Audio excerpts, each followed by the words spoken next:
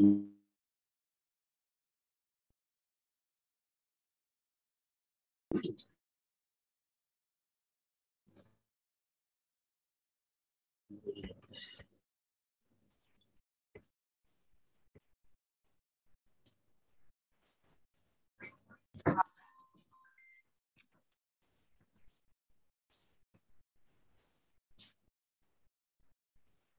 very good afternoon and welcome to the second day of the online capacity building program, Blended Learning for Teachers of Higher Education working in Telangana and Andhra Pradesh.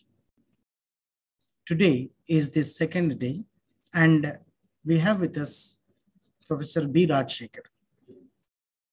Let me introduce Professor B. Rajshekhar to you all first. Professor B. Rajshekhar is currently working as a professor in the School of Business Studies, University of Hyderabad. He has a commendable track record in the field of higher education as an academician and academic administrator. Professor Rajshekhar is associated with the School of Management Studies since its inception in June 1999. And he is also coordinating a postgraduate diploma in business management offered by the Center for Distance Education and Virtual Learning, University of Hyderabad. He was also associated with the Telangana State Public Service Commission as one of the members of the committee for the formulation of the scheme and syllabus. As the Dean of the School of Management Studies, University of Hyderabad, Professor Shekhar has played a significant role in launching a unique MBA program in business analytics at the University of Hyderabad. He has successfully coordinated 2 MOOCs, namely in research methodology for data analysis for social sciences through ARPIT of MHRD. Professor Shekhar is appointed as one of the members of the expert committee constituting learning outcome-based curriculum framework for management. Professor Shekhar has participated in LEAP of MHRD at the Indian Institute of Technology, Kanpur, and Nanyang Technological University, Singapore, and a 1-week training program on becoming a top university. A very warm welcome to Professor B. Rajshekhar. Now, before the session, I would like all the participants to make a note that participation certificates will be given only to those participants who participate in all the 5 days of the coming log session right from the first day till the last day.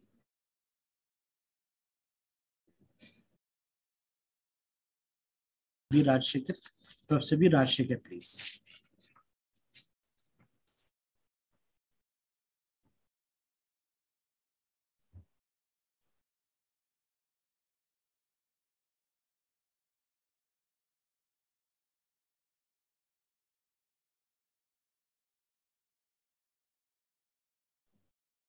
I now request Professor Rajshekhar to interact with the participants, please.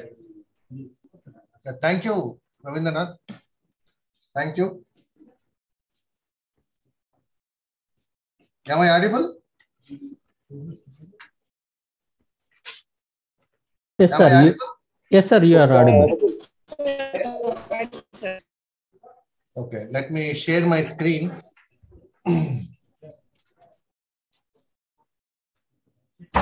Professor Rajshekhar, are you there? Yeah, I'm there. I'm there. Are you able to see the screen? Yes, sir. Are you able to see the screen? Yes, yes, continue, sir. Okay, thank you. Yes, sir. Yes, sir. Okay, so now it is. Yes, sir. Yeah, now it is 3-6. We can go up to 5-5-15 based on the your interest, your motivation. This is the slide at which we have stopped yesterday. The concepts of blended learning. So we have discussed a lot about the blended learning yesterday, the advantages when compared to offline teaching, how it is different from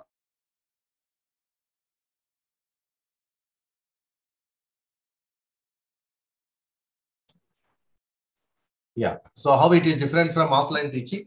And we have also seen the comparison between online and offline. And finally, we have concluded that there are some advantages and disadvantages with both the methods of learning.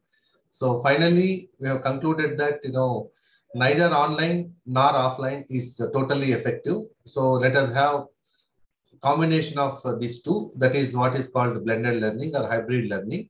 So we would like to encourage students to get into this blended learning and take the advantage of and take the best of both the methods.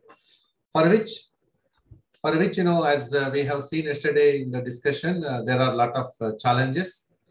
So what kind of challenges we have spoken, and we were trying to address some of them, but still there may be some issues and some challenges.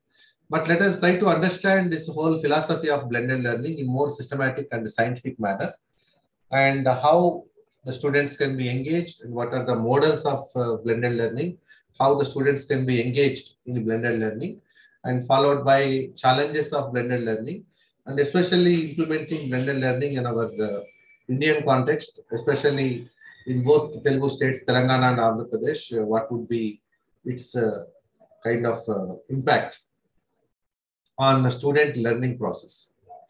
So blended learning offers access to the widest range of learning modes and methods of developing student skills and expertise them. So yesterday there was a discussion that how skills can be incorporated into the curriculum. So because most of the time, we say that the skills are most important. The knowledge transmission can happen, but how the skills can be imparted to the students. So that is where there are several widest range of learning modes and methods for developing student skills and expertise them. So the quality blended learning experience can be achieved only when the content and activities of both in-person and online are integrated with one another. So this is what we are trying to say. Both the methods to be integrated and work towards the same learning outcomes with the same content. So we need to have the learning content for the same learning same content, but we would like to have the same learning outcomes. So the various learning experiences are synthesized, complement each other, and are planned or orchestrated to run in parallel. So they are not competing each other. They are actually collaborating. They are complementing. So let us not put a debate between what is good, what is bad. So both are equally good, both are equally bad. So that is where, of course, the only thing is we have been into offline teaching for the past several decades, and suddenly switching over from offline to online is a challenging task. But as we have agreed yesterday, the COVID has helped up to some extent. But definitely I can say that, online teaching alone is not sufficient enough to probably educate the student community. That is where, we are now proposing this new mode. So during the technology mediated components of blended learning experiences, students are not required to be physically present together in one place, but may be connected digitally through online communities. So today, all of you are sitting at your own offices or homes, and I am sitting in my own office, but still we were able to connect and we were able to continue our teaching learning process. So this is the advantage of it. But what is the disadvantage of it is, as we have agreed yesterday, the participation is a problem. So how do we ensure participation of the learners? So in this blended teaching method. So one simple technique is we can go for the names of the students, names of the participants. So I think there are 126 participants are here. So now if I wanted to just would like to ensure that, for example, here, Anita Jaiswal, for example, Anita Jaiswal. So I would like to just, take Anita Jaiswal name and involve Anita Jaiswal in the discussion, either by putting a question, or maybe instead of putting a question and I'm not necessarily looking for an answer, but just I'm trying to say a kind of a statement. Now, what I would like to say, Anita, are you okay with this statement? What do you say about it? So instead of asking by name and asking a question, calling by somebody by name and asking a question, sometimes the participant is not very comfortable with the answer. So they may be a little embarrassed in front of everybody. So this is the same problem with your regular class also. Not necessarily in online classes. In offline classes also, don't pinpoint one particular student and give the response. So sometimes they may give and most of the time they may not give, then that is a big embarrassment for them. So whatever the ground rules we follow in offline teaching, the same ground rules we can follow in online teaching as well. Or maybe you can say Anuradha Vempati. So don't ask whether Anuradha Vempati is there or not. But when you say Anuradha Vempati, then she may respond in the chat box if I make a statement. If I make a statement, or Bhanu Prakash. So if I say, Mr. Bhanu Prakash, what do you say about your experience? So that is what I would like to bring in instead of asking a kind of a question. So for example, what are the challenges of online teaching? So that is one kind of a question. Instead of that, I can reframe the question and rephrase the question and say that, what is your experience in online teaching or online learning? So you have been attending several workshops and learning something online. You have been also teaching some sessions online. So what is your experience? How do you find this online teaching different from offline teaching? Or what is your experience as a student when you are attending online classes? What is your experience as a teacher when you are delivering online content? So if I say this kind of sharing experiences would be always better than a pinpoint specific kind of a question and answer kind of a thing. So that is where we would like to involve. So that is engaging the learner in a proactive way. So Anuradha said, yes, sir. And Anita Jaiswal said, yes, sir. So it indicates that, they are in front of the system. They are listening to us. And sometimes also you can make a kind of a statement and ask them to respond. So do you agree? You say yes. Or you're not agreeing, you say no. So let us count how many said yes, how many said no. This is another kind of a technique. So sometimes, you may make some kind of a mistake while saying something, you say something you make a mistake. So once you make a mistake, so whether they are correcting or not, sometimes, accidentally we make mistakes, but here I am suggesting intentionally you make a wrong statement contradicting to whatever you said earlier. So whether students are saying, sir, it is not a right statement. No, sir. If they say that, we can ensure their participation. So these are all techniques which we are going to get through experience. So deliberately, you can make some kind of a wrong statement for the sake of checking their attention. When we are collecting the data from the participants in survey method, so sometimes, to avoid the bias in the responses, we try to put some kind of a filler questions. These filler questions we did not take into consideration for analysis, but we try to put those questions. So when we try to make such kind of a statements in between and see that, whether they are participating into that or not. Or you can ask, participants can raise their hand if they need to clarify something. So that means, you are encouraging the participants. That is how you are engaging the students. So for which, and sometimes, we insist the students to open their cameras. But sometimes it is becoming a little sensitive to force somebody to open their camera. But especially in a classroom situation, we can ask for it. May not be in a training mode. Or maybe in the instruction itself, you may have to tell that, everybody should be able to open their cameras in the class. But unfortunately, we have a bandwidth issue, whether this is a real bandwidth or not. But students sometimes will take the advantage of, no, sir, my network connectivity is so bad, so I cannot open my video. So this is what, most of the students are going to say. So, or otherwise, we have a Google attendance. When you are conducting classes through Google Meet, we have a Google attendance. And we would like to see at what point in time the students have logged in and at what point in time they left. Or even this attendance also, you did not take only once in the beginning, you can also take at different intervals. For every 15-20 minutes, that automatically system is going to capture. So how many students are actively sitting in front of the system. So this kind of techniques we need to adopt and ensure that students are in front of the system. Then the blended learning is highly context dependent and focuses on the integration of digital tools, techniques, and materials with the brick and mortar or physical classroom.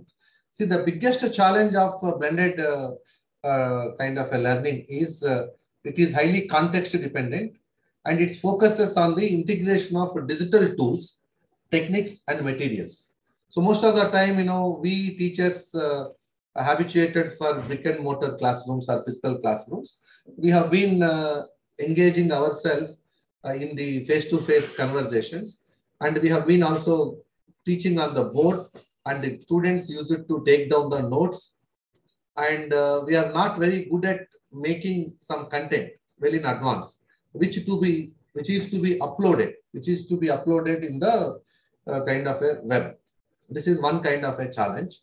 The second kind of a challenge is even the sharing PowerPoints beforehand. And one more important thing is when you are teaching online, so we should be extra cautious about making some statements. The reason is your lectures are being recorded. In a typical classroom situation. Sometimes, people may record it unofficially, but that is also not legal, and they have to take your permission to record the lecture. But otherwise, even if you make some mistakes, there will not be any record. But whereas in this online teaching, your talk is being recorded. So that's where, one should be extra cautious. And another important issue is, we need to know how to use this technology. This is what is very, very important. So maybe 2 years ago, most of us are not aware about Zoom or WebEx or Google Meet. Though all of us have been using Google, but we were not very comfortable with the Google kind of a Meet. Or maybe we were not comfortable with the Google Sheet or Google Forms. But now today we are using those Google Forms for assessment and evaluation. So that is where, we, though you are not a technology savvy person, but with somebody's help, now we are able to operate technology. So this education by allowing learners to view delivered lectures, access course content, ask questions, and even finish assignments online. The advantage of this online assessment is in a Google form, you can give the questions and answers also you can give well in advance. So once the students just log in and submit their responses, automatically Google is going to give you the scores. So you need not manually do that. There is also a technique in this Google Forms for assessment. So you can give a different kind of a question paper to different students. I think what we need to do is we need to have more MCQs. So once you have more MCQs, so then you can set up a kind of a scheme where each student is going to get a different question paper. Sometimes same questions in jumbled order, or sometimes, different questions for different students. And if everything is MCQ, immediately you should be able to get the scores and your evaluation becomes very, very simple. So assignments online, ask questions online, and access course content, all the course content, your videos and your e-content and all your videos are available online so that the students can access them at any time they want. So many findings on blended learning show an increase in learners' ability to learn collaboratively, think creatively, study independently, and tailor their own learning experiences to meet their individual needs. But right now, one can argue with me, sir, our experience of online teaching is not that great. I think including me, I also agree with you. But whatever we had for the past 2 years is only online teaching, online learning. Yes, online learning has got some disadvantages, but now we are speaking about the blended learning. Many findings on blended learning show an increase in learners' ability to learn collaboratively, think creatively, study independently, and tailor their own learning experiences to meet their individual needs. So what are we trying to do in this blended learning part? We are empowering the students to learn on their own. This is what is very, very important. And also now and then, you know, we should be also checking this chat box. This is also very, very important. The chat box, you know, you keep on checking. So are there any comments? I think, you know, made by the participants. Okay. Then features of blended learning, increase the student engagement in learning. So yesterday we were discussing about how these students can be engaged.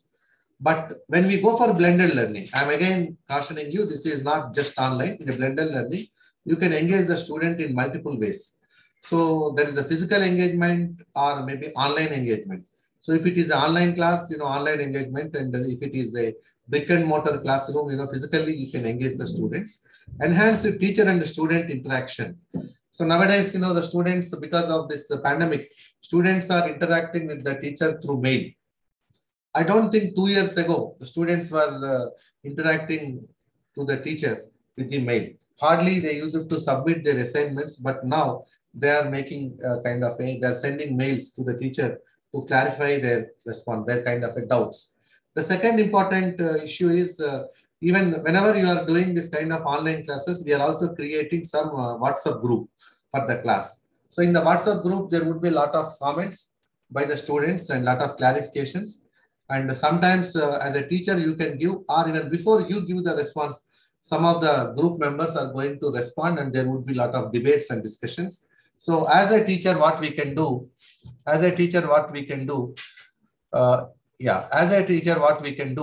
so we would like to share their kind of responses, and you try to correct them if they are not doing well. But still, you know, one of our participants are saying that the passive students are remained as passive students. Yes, I do agree. The passive students are remaining passive students even in offline classes. Even in offline classes, they are passive. But online classes, even we have a passive students, but at least, you know, you have an evidence that somebody has been passive over a period of time with the statistics, whatever you have. Sometimes, you know, even lectures also can be streamed to YouTube. So from that YouTube video of 1 hour or 1.5 hour video, whatever you upload, so people can get the statistics. At what point in time people are getting in, at what point in time they're coming out of it. How many students have watched the whole video 100%, 50%, 75%, and how many people are viewing it again and again. Usually at what time they are viewing. I think, you know, such kind of statistics you can get from YouTube. So you have a lot of analytics kind of information, we can make the analysis. So still, you know, as somebody said, the passive students are remaining as a passive students, but how do we address them? So if you identify there are passive students which are online, so you can take a special care about those students when you are teaching offline. This is one kind of a strategy. So in the online, you find somebody is very passive, so you can engage them more in online and in offline class, because it is a blended kind of a classroom situation. So in a physical classroom situation, you can handle them carefully. This is one approach. The second approach is, who are some passive learners you find. So for those passive learners, you can probably have an interactive session with them. So no active learners, only passive learners in the group. So you call all the passive learners. You don't call them as a passive learners. So just like that, you know, you can call them and you can ask them to come for a chat, and informally you can start chatting with them. You are not saying that, you know, why are you passive?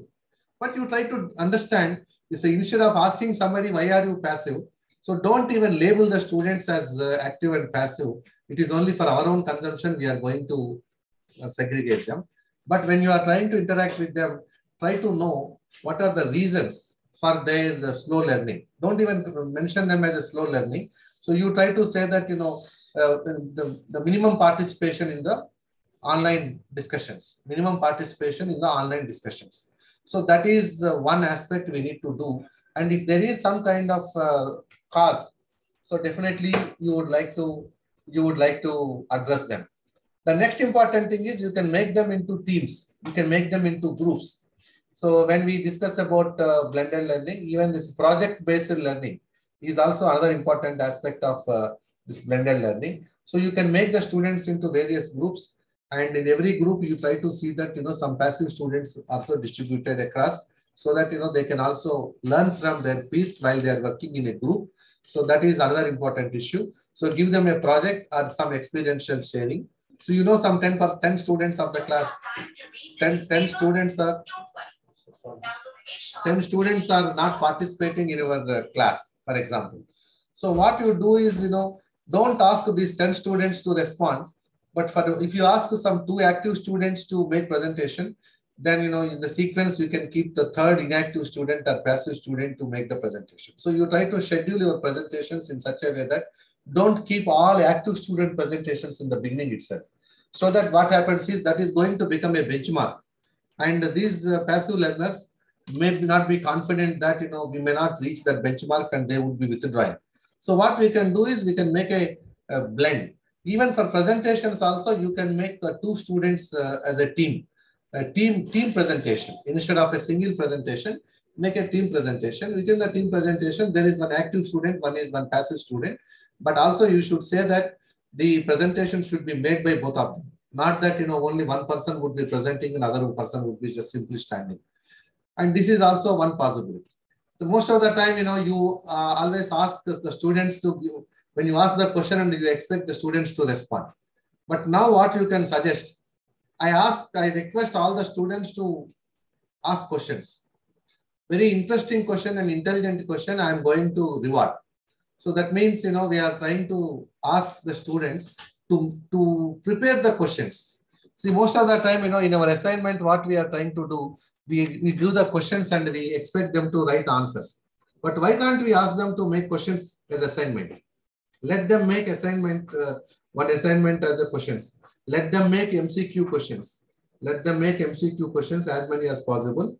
But try to tell them that, they should not be copying from a source. If at all they are copying from a source, let them also mention a source. But you should also put a restriction that from other sources, whatever questions you are taking, they should not exceed 25% of your whole questions. And whoever are going to make more questions, whoever are going to make intelligent questions, tricky questions, or sometimes, the multiple answer questions. Not necessarily a single answer, there could be multiple answer, or match the following questions. So whatever, the strategy is, we are going to ask them to give passage. When you give the passage, you expect them to ask questions in the passage, in the examinations. In the similar way here also. So let us discuss for half an hour and next 5 minutes for question and answers. And people have to ask questions. So what we are trying to see is we are encouraging the students to ask more questions, and the enhancement of interaction and responsibility for learning. So today, if you look at most of the students, why they are studying, this is a very important question we need to ask, especially in undergraduate colleges. What is the motivation for them to study? So if you just make some survey among your own class, among your own classes or wherever you are teaching, you try to ask them, why are you studying? Why are you studying? What is the purpose of your education? What is your long-term goal? What is your short-term goal? What is your motivation to come to college? What is your motivation to come to college? So whether the student is pursuing education for his own sake or her own sake, or for the sake of parents, for the sake of brother, for the sake of sister, for the sake of peer pressure, for the sake of pressure from society, relatives, whatever. So you try to ask them. Most of them are having different kinds of reasons. But in blended learning, what happens, the students are responsible for learning. So what we are trying to say finally, we are now trying to convert our classrooms from teacher-centric to student-centric, teacher-centric to learner-centric. So now we are discussing everything from learner's perspective. All these years, we have been discussing from teacher's perspective. As teacher, we have been seeing our comfort. I think, all of you are teachers, lecturers and professors, assistant professors working in various universities and colleges. So when you go for the timetable, each one of us would like to look at our own comfort in making the timetable. We are not looking at the comfort of the learner. Sometimes what happens, may not be in degree colleges, in universities, what happens, professors will keep 3 continuous hours of their workload in one go. They wanted to finish their 3 hours of workload within one day because they wanted to finish their entire workload in 2 days. So that is your comfort you are looking at. But is it comfortable to the learner? As all of us know, the research also is saying that, the retention time and attentive time, the class and attention and retention timings, they are gradually and drastically reducing. They are drastically and they are reducing. When they are reducing, so engaging the student continuously for 3 hours with a monotonous lecture, is it going to be effective? So that is where now let us redesign our classroom schedules from the point of view of the learner. That means, what is comfortable to the learner, accordingly we may have to do. So I suggest even the session should be 45 minutes. Session should be 45 minutes and 15 minutes should be for interaction. And in a given timetable from morning 10 to 5, don't fill all the sessions with only lectures. So you try to keep some 1 or 2 hours in between for them to interact with each other. And also you try to create some kind of a co-learning spaces in the institution. So there, when I visited 2 foreign universities, one is Nanyang Technological University and Monash University. So what I found is, more than classrooms, they are having a lot of co-learning places for the students. Maybe in the corridors, maybe in the foyer, maybe even sometimes the students are sitting on some kind of a on steps, and at several places, they have some coffee kind of a outlets or tea outlets. So what they thought is the students are able to learn more outside the classroom than within the classroom. So this is the kind of a idea people have been working on it. But if you look at our own system, from school level to intermediate corporate colleges to degree colleges to university, we are loading our classes from morning to evening. So even in the US today, maybe a MS program, they have 9 credits per semester. 9 credits, that means 3 credits per subject. Only 3 subjects they have. Only 3 weeks, in a week, 3 days. 3 days or 2.5 days, they have the coursework. The remaining thing is only their own learning. So we need to also think in that way, especially when we are moving towards blended learning. So you need to create such kind of a space for the learner to prepare content on their own, or maybe discussion in the groups, or let there be group activities. So let us minimize this lecturing business. So let us bring in more activities. Let us bring in more games. Let us bring in more simulations. Let us bring in more role plays. Let us bring in more internships. Let us bring in more projects. Let us bring in more presentations. Let us bring in more quiz kind of a competitions. There be some kind of a competition. There be some kind of a fun. There be some kind of entertainment. So there may be a team teaching. There will be collaborative projects. Or sometimes you teach 50% of the content, remaining 25% content your colleague will teach. Remaining 25% you invite people from industry or society or alumni. I think, you try to make some kind of a experiment. I think that kind of a proportions, this is the kind of a major mindset issue, not necessarily mindset of the student, mindset of the policymakers, mindset of the vice chancellors, mindset of the heads and deans and board of studies chairman. I think, there should be a revolutionary change. Otherwise, we may not be able to. So at this context, I use it to recall a statement made by Sam Pitroda. What he said is, we are trying to solve 21st century problems with the 19th century mindset and the 20th century tools. So that's what he made a wonderful statement about our mindset. So especially teachers' mindset. Sam Pitroda mentioned this statement. We are trying to address 21st century issues and 21st century problems with the 19th century mindset and the 20th century tools. So I think, this statement is mostly applicable to all of us because we would like to concentrate more on, the known techniques rather than innovative techniques. And time management and flexibility. Here, we are trying to manage the time, and the students also will be able to know how to manage that time, and also we are providing the flexibility. So earlier what happened is, we used to have one single menu. So now today we are providing multiple menus. So it is like, buffet system. we are moving towards a buffet system. I think not necessarily choice-based credit system. Even in terms of teaching learning practices also, there are varieties of models and the students can choose anything. Then improved student learning outcomes. The improved student learning outcomes, you know, that the program outcomes, course learning outcomes, improved student learning outcomes. Then enhanced institutional reputation. With the blended learning, the institutional reputation is enhanced. More flexible teaching and learning environment. More flexible and teaching and learning environment. So right now, if you go for 100% physical classes, sometimes, you know, with a choice-based credit system, you may not be able to accommodate your timetable. So you may have to work out your timetable from 10 to 5, But, you know, if you wanted to give more choice to the students, you may have to work from morning 8 to night 10 o'clock. Unless you work for such a long time, you may not be able to accommodate the requirements of all the students. But once you go for this blended learning, you can decide some of the courses can be totally online. Some of the courses can be totally offline. Some of the courses can be combination of online and offline. So that you need not really stretch from morning 8 to night 10 o'clock. You can as well do your things within 10 to 5. But, you know, you have to decide which courses can go online, which courses can go offline, which courses can go hybrid mode. So accordingly, you can have strategies. And which some percentage of courses also they can take from NPTEL or Swayam. So that is also going to save. Or if you have a tie-up with some reputed institution, so that videos are available for you to share with the students. More flexible teaching and learning environment, more amenable for self and continuous learning, better opportunities for experiential learning. So this online blended learning is going to give more opportunities for experiential learning.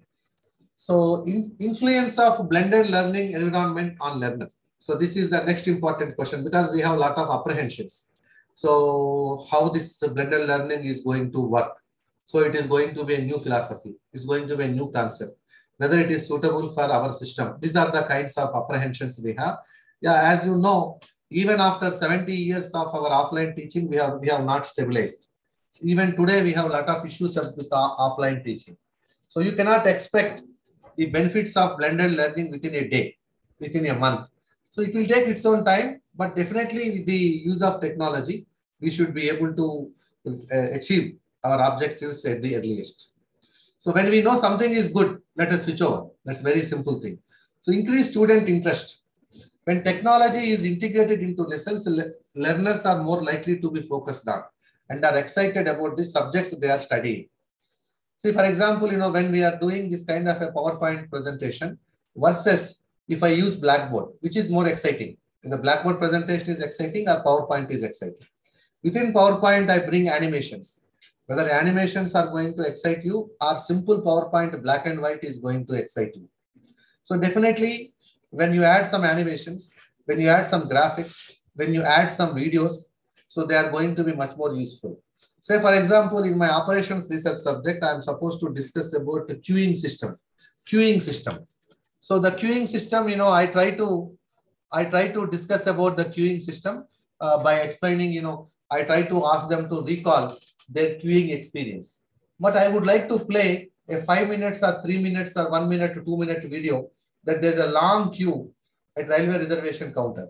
Unfortunately, nowadays, we are not finding such kind of long queues because of IRCTC.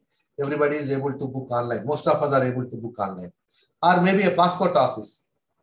Passport office, you know, in spite of the introduction of technology, even, you know, at passport office, you find a lot of queues. Or maybe petrol stations, you find a lot of queues. Or at cinema theater, you find a lot of queues. And cinema theater also, this Book My Show and other kind of online apps have reduced the length of the queue. Fine, but still there are some issues about the queuing system. So I will show that queue a video and how it happens.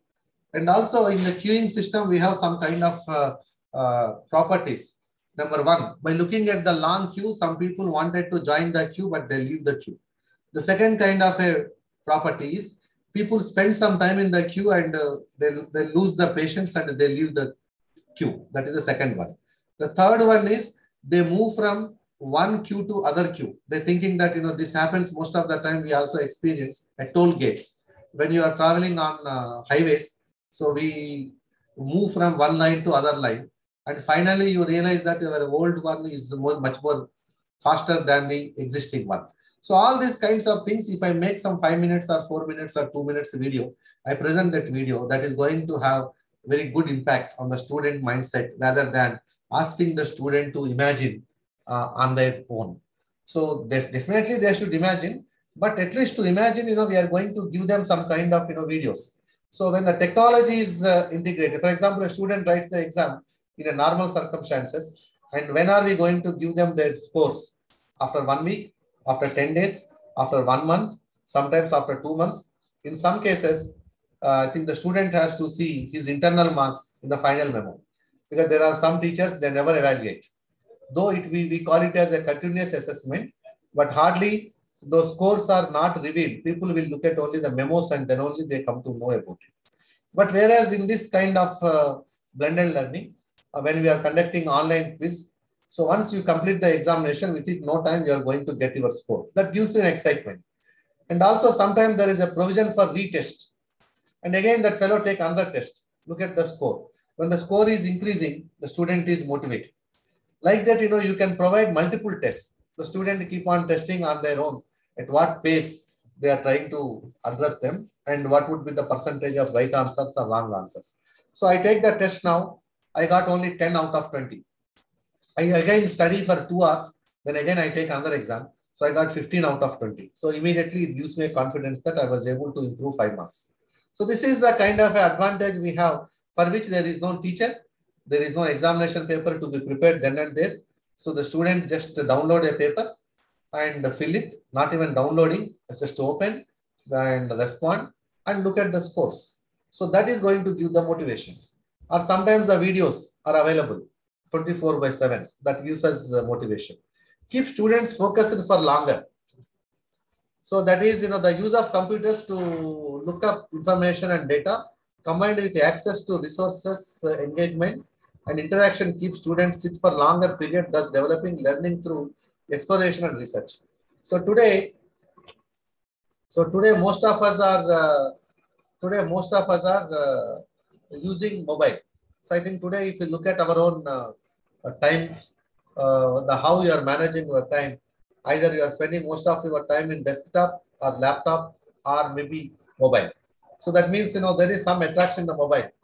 So now people are mostly, they're spending their time in social media. So why can't you link social media to their learning? So why can't we use social media platform for teaching and learning? So then as a consequence, what is happening? The information and data combined with access to resources, engagement and interaction keeps the students sit for longer period, thus developing learning through exploration and research.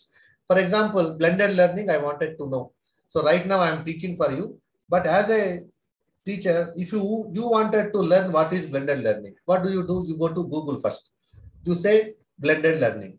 You find several kinds of topics. So just you glance. After some time, you realize, no, this is very too much to read, so many pages. Let me go to PowerPoint presentation on blended learning. So once you go to Google, say type blended learning. So then you see several videos. After some time, you realize, no, it is also not very attractive. Let me go to some YouTube videos. So you start with one video, and finally, by the time you just leave the system, you must have visited some 20. So this entire process took about 3 to 4 hours of your time, because your motivation to know what is blended learning. Because it is, you are motivated to know, you are motivated to learn. So obviously, you don't mind sitting for several hours. But when you come to the class and your teacher says, as a teacher, if you say to your students that, I am going to teach 4 hours talk, everybody says no. What is the difference? So there, they have their own flexibility to watch whatever they want. Here, they do not have any flexibility. Whatever you teach, they should learn. But why can't we, even it is offline class, why can't we customize our class where students also can interfere continuously and interact with you, and continuously they drive the class to the next level? So why can't we use that kind of a technique? So access to resources, engagement and interaction keeps students sit for longer period, thus developing learning through exploration and research. Okay. The provides students autonomy. student autonomy. The use of e-learning materials increases a student's ability to set appropriate learning goals and take charge of his or her own learning, which develops an ability that will be translatable across all the subjects. So now in one subject, if I'm able to sit for a longer time, if I'm able to sit for longer time in one subject, why not in other subject? So that is one. The second thing is, the e-learning material increases the student's ability to set appropriate learning goals.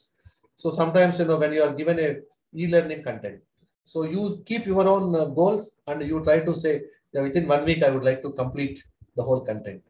And once the student is going to fix the target and they try to achieve it. And there should be also a kind of a motivation for the students. Then instill a disposition of self-advocacy. Students become self-driven and responsible, tracking their individual achievements, which helps develop the ability to find the resources and get needed help to reach their goals. Say, for example, with this kind of a blended teaching, what happens is your 2 years of assessment, continuous assessments are available at one place. Or 2 years of content is available at one place. Or 2 years of content is e-learning material is available at one place. So that is going to be helpful for them. I think they wanted to preserve it, they can preserve it. So the students become a self-driven. That is what is very important, and responsible. So this is the major problem in our day-to-day teaching is we discuss more about what. But what we need to do now, we need to discuss why and how. Why and how. Or you discuss about what and you ask your students to get back and answer why and how. That is how when they are going for that why and how business, they are going to get expertise. They are going to become independent learners. They are motivated to learn the latest concepts. They try to integrate their existing learning with the newer issues. And in the process, they get excited. So once they get excited, so they would be self-motivated. So this is where, even some issues of, educational psychology will come into picture. The extrinsic motivation and intrinsic motivation.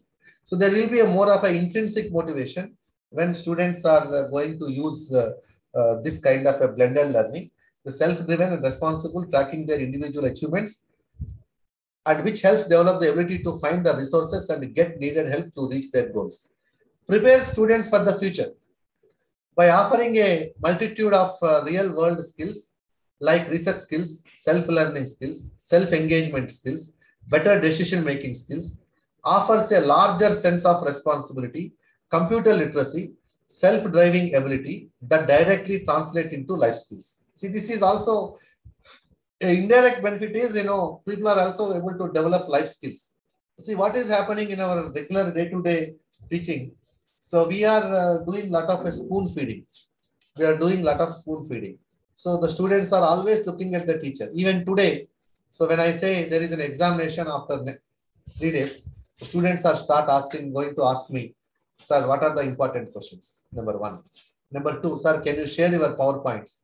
Number 3, can you share your teaching notes? Number 4, sir, we are unable to read all these textbooks. Can you provide the notes? Can you provide the notes? So this is how even at post-graduation level, even at PhD level, students are looking at the teacher. But if I say that, I am not going to provide you PowerPoint, I am not going to provide you content, I am not going to provide you anything. Just whatever interactions we had, those videos are there. Go through those videos and try to prepare. Then what happens now, the onus of preparation will be on their shoulders, and definitely they try to improve. And whether you agree or not, this due to pandemic, the computer literacy of the students and teachers, I think, has increased enormously. This is one positive side of it. And also the larger sense of responsibility, better decision-making, self-engagement, self-learning, and research skills. The research skills also, I think, people started researching. People started researching, and they have been using the technology extensively for their research. But research means may not be the research leading to PhD. I'm saying about research about the topic. The role of teacher in blended learning environment. The role of teacher in blended learning environment. This is very, very important. So far, we have been discussing about how do we engage them, how do we teach them, how do we teach them, and how do we engage them. But here, what is the role of teacher in blended learning. So now I will just, leave it for the respondents to respond. The respondents to respond. The respondents to respond. Okay. The respondents to respond. Now just you tell me what is the role of teacher in blended learning. Now I think each one of you can start chatting. Then we look at one after other. So after having heard me a lot yesterday and today, so just tell me, because I have been continuously speaking, so now just I wanted to ask you, you say, what is the role of teacher? Teacher is a facilitator, okay? Facilitator, okay? Facilitator, yes. What else? Crucial role, okay? Motivator, okay? Student engaging the students. Yeah, offline and online barriers. Motivation, guidance, directing, okay? Coordinating. Motivation, facilitator, participation of students, okay? Involving the students. Medium of interface between student and learning, okay? Guidance, okay? Guidance, okay, then. Improve different learning styles. Teacher will lead for discussion, not involve students and involve students. Coordinate. Mentoring. Dynamic and flexible. Good. One-to-one interaction. So we need to make sure that we need to reach their level to teach, okay? Innovative learning. Make students participate in discussion. Empowering. Flexible mentor. Inspirer, okay? Creating new path. Monitors and train students to learn effectively. Inculcate interest.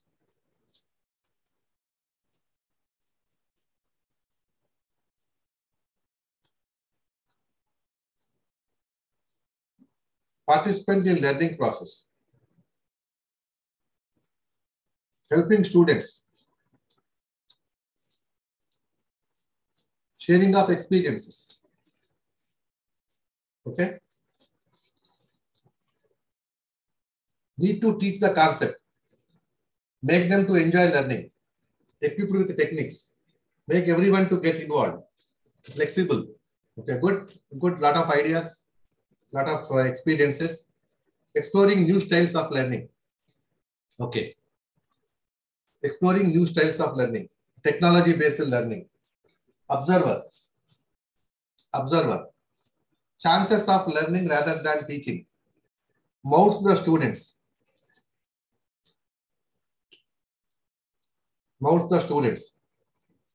Okay.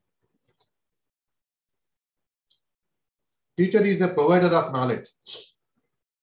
So my question is very simple. In the entire blended learning process or blended learning environment, what is the role of the teacher?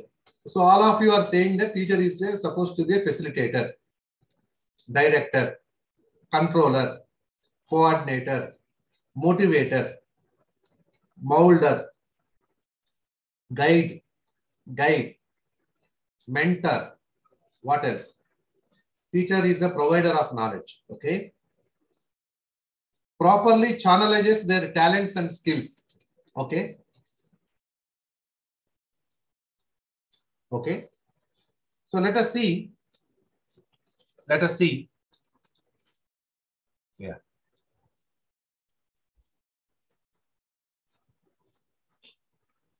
teacher's role shifts from knowledge provider to guide, coach, and mentor. That is what I think most of you said. So this is another kind of a technique.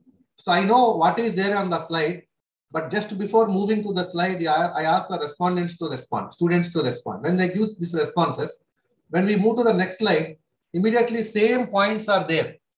Same points are there. So they would be very happy. They would be very happy that, whatever they said, it is visible. Guide, coach, mentor. Number 2, teachers have an even more profound influence on affect students' education as blended learning now become more student-driven, teacher-directed, bottom-up, and customized with the differentiation as a main feature. So what is that we are saying now? Once earlier approach was top-down approach. Top-down approach. Now we are speaking about bottom-up approach. Number 1. And also it's customized. Now you tell me how this blended learning is a customized one. How this blended learning is a customized one. How customization is possible in blended learning. See, what happens is, in our offline class, most of the time what happens? We try to go to the class with a double Excel. And we want everybody to fit into that. That's it. Because you have only double Excel. You have been using the double Excel from your childhood, and then only you know the double Excel, and you go to the double Excel. So then you realize that, most of the students are unable to fit into that. Tomorrow you go for Excel. But here what is happening now? You are a tailor. You are taking the measurements and you are stitching customized dress for every student. That is a major difference.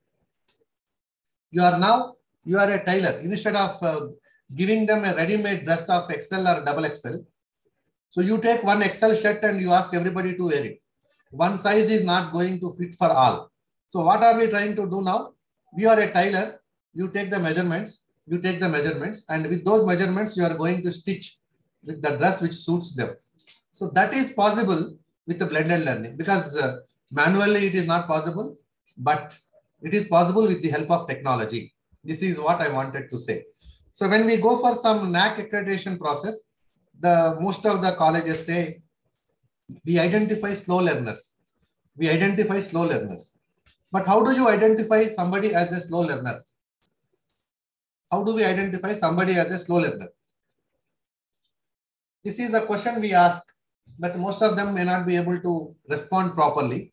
But here, with the help of technology, with the help of this online assessment tools, over a period of time, once we get the information of their performance, you should be able to differentiate slow learners and fast learners.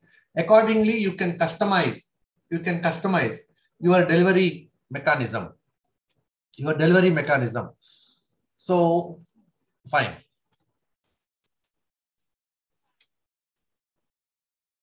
Okay.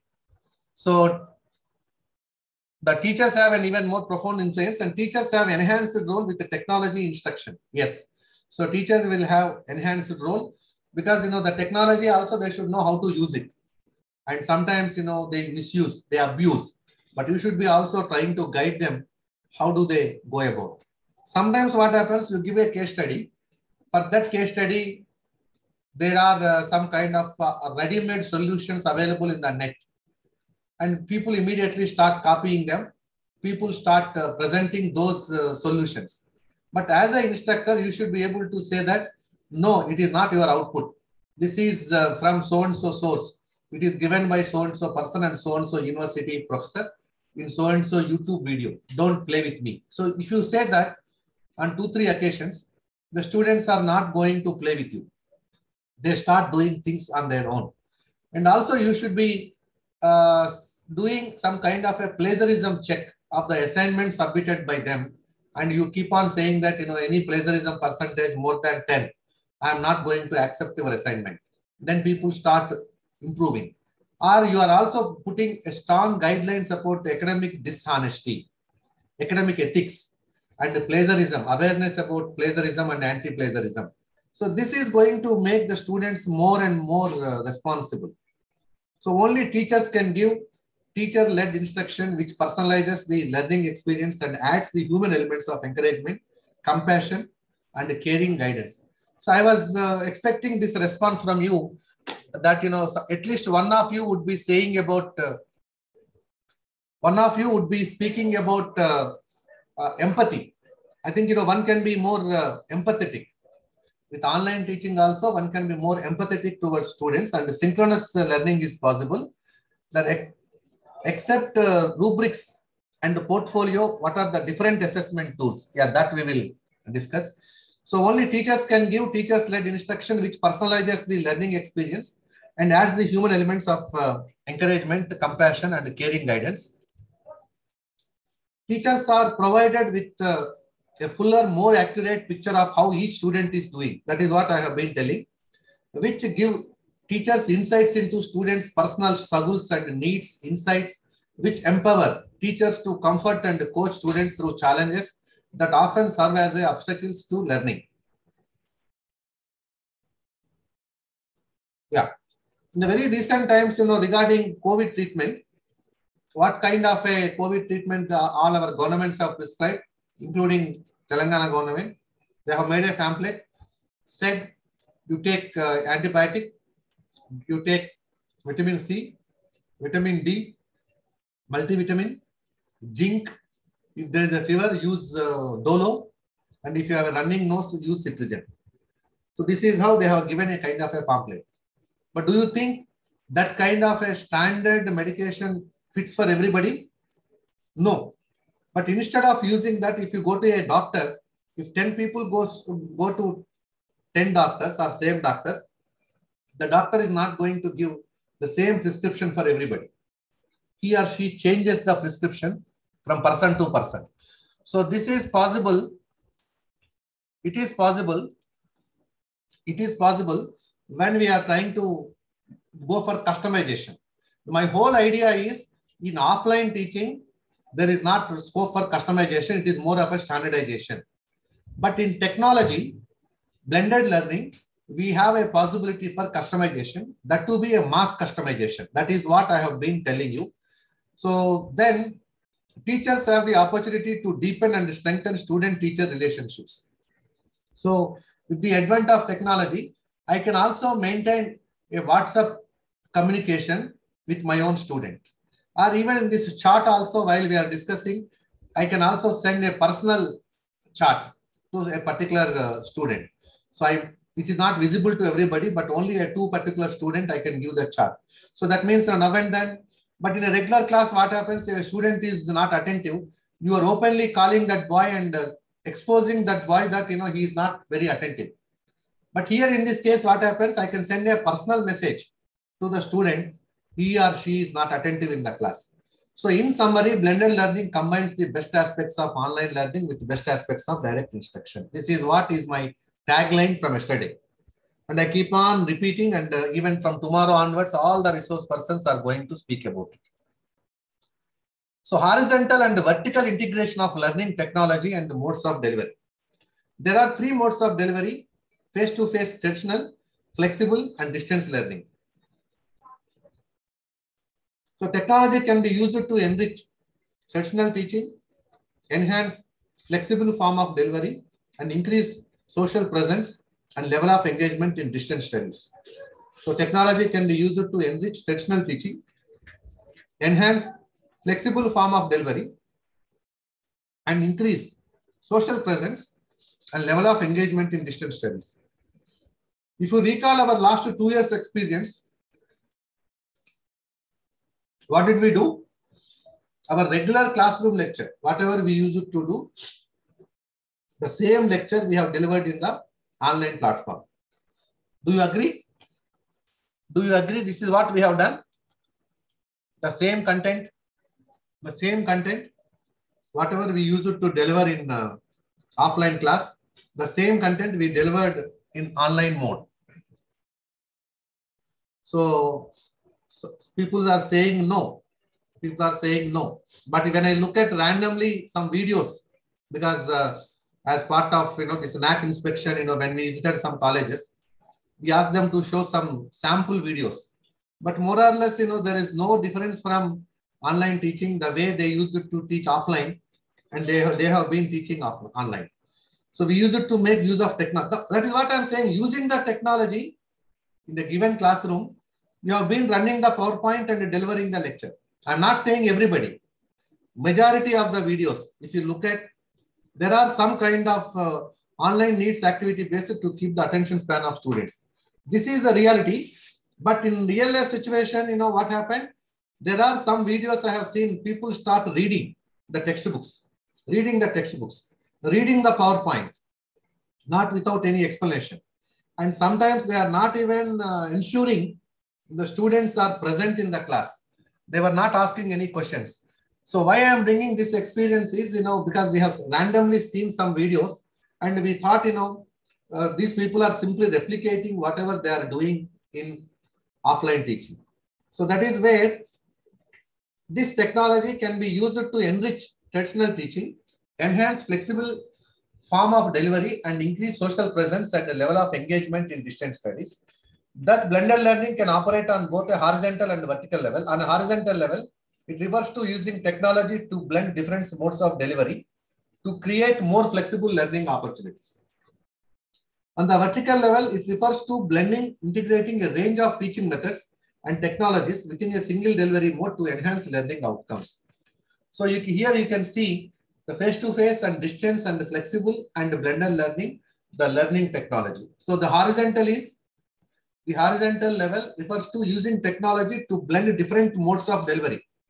That is horizontal level. The vertical level is integrating a range of teaching methods and technologies within a single delivery mode to enhance learning outcomes. In a nutshell, what we are trying to do, whatever methods we have, we are going to blend. It need not be even online, offline, even any kind of a method we have, you can bring in. And now you are looking at horizontal level and also vertical level.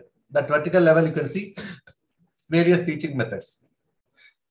See, according to Garrison and Vaughan, key assumptions are thoughtfully integrating face-to-face and online learning, fundamentally rethinking the course design to optimize the student engagement, restructuring and replacing traditional class contact hours with individual personalized online learning and collaborative learning.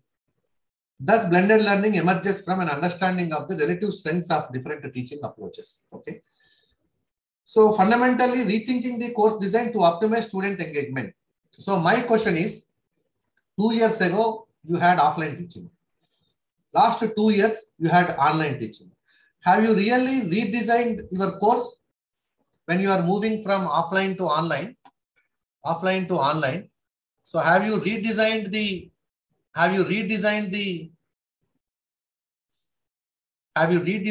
syllabus, or had we taught the same syllabus? When we have moved to online teaching, had we redesigned our syllabus? I don't think. It needs to be revised, but our 2 years of experience is no. The same syllabus we have been teaching, the same content, same methodology. But what we are trying to say, the rethinking the course design, maybe the content may be same, but we need to redesign to optimize student engagement. The second one is integrating face-to-face and online learning, the restructuring and replacing traditional class contact hours with individual personalized online learning and collaborative learning. So that means your class, see for example, you look at Coursera videos. What is the duration of that Coursera video? Any one of you can respond. Most of the videos of Coursera, when you look at the lecture, or even if not Coursera, look at edX. Let's look at Udemy. What would be the average duration of the video? Average duration of the video? 12 minutes. 35 minutes. 35 minutes is very exception. 5 minutes, right? 7 minutes. 14 minutes. 10 minutes. 5 minutes. It all depends on the content. But what are we doing now in our online lectures? We are keeping our 1 hour video, 2 hours video and available to the students. And if you look at the views, lot of views, I think we will not get, many views because hardly 5 views, 6 views or 10 views. Unfortunately, we are not, simply we are uploading those videos and we are not even bothered to see because we do not have such kind of statistics. But YouTube, I think, it is going to give you analytics. So how many downloads, how much time people have spent this information. But today, if you make some 3 hours video on a particular topic, say blended learning, 3 hours video I'll make and I will put in the website. How many people are going to look into that? Very few. But if I make this blended teaching or learning into some 10 components, and each component, if I'll make the 10 minutes video, then there would be more response. The same is the case with our blended learning. So instead of making long videos of 2, 3, 4 hours videos and trying to put them in the web, so better you make short videos, 5 minutes, 4 minutes, 6 minutes. So we try to take a lot of activities and conduct such kind of a video, and so that the students also develop interest and they look at one video. If it is exciting, they go to second video, then exciting third video. But if you combine all the 3 videos, put at one place, I don't think people will watch it. So in my Swayam platform, I have offered 2 courses in Swayam platform. One is research methodology for social sciences. Second one is data analysis for social sciences. Though there, what we have done is the Swayam itself has given a restriction that it is half an hour video, 30 minutes video. The video should not be more than 30 minutes. So we try to concentrate content and everything to be packed in 30 minutes video, so that you would make more and more effective kind of a presentation. That means you need to be condensing the content, crisp, very effective, very interesting, and some kind of a aha feeling at the end of the video. That is where if you look at some YouTube videos, some videos are having lakhs and millions of views and some videos are having hundreds of views. The reason is that particular video is not engaging much. So here, as a teacher, we should know how do I engage my students with the proper video content. Catching the learner's attention is the crux of teaching learning process. So how do we catch the learner's attention is the biggest challenge, right?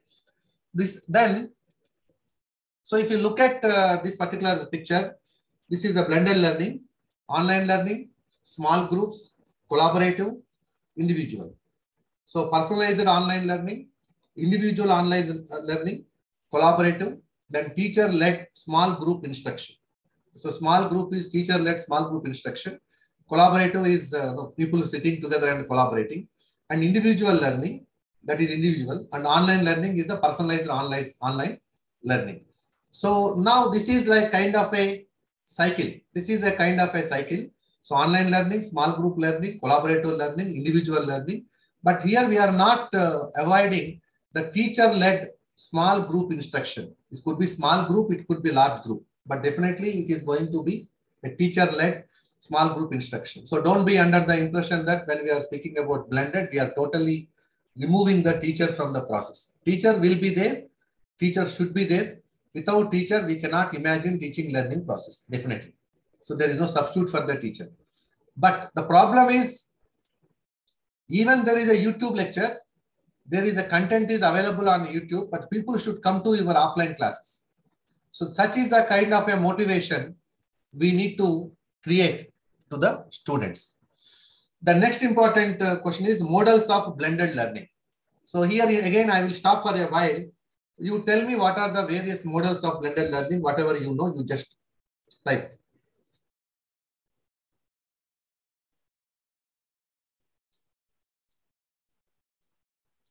What are the models of blended learning?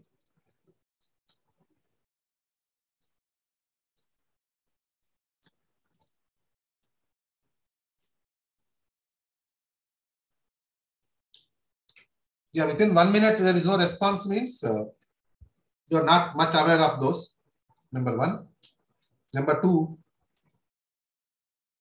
some of you are thinking, what could be the models? Okay. And some of you may be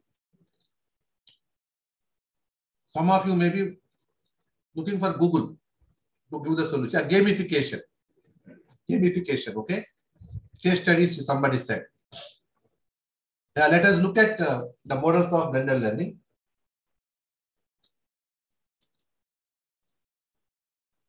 A model can be a description of a system. The model can be a description of a system or situation or phenomena that accounts for its known or inferred properties and can be used for further study of its characteristics. It is only definition of model because we discuss a lot of models in operations research. So what is a model?